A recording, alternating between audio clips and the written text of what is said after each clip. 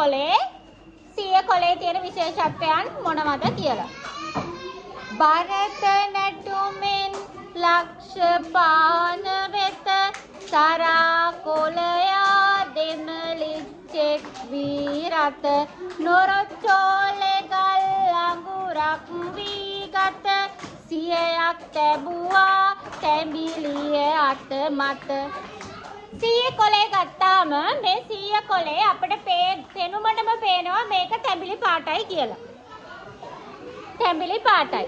බලමු සීය කොලේ ඉදිරිපස මොනවද තියෙන්නේ කියලා.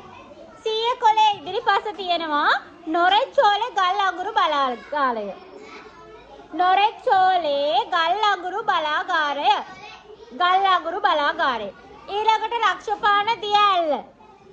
ලංකාවේ රතු දෙමලිච්චා කියන පක්ෂියා මෙතන ඉන්නවා නේ. ලක්ෂපාන නොරොච්චෝලේ ගල් අඟුරු බලාගේ රතු දෙමලිච්චා. ඊළඟට සරා කොලයා නැමැති සමනලයා.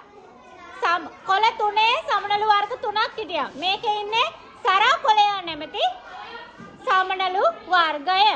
එහෙනම් යන්න පිටිපස්සට.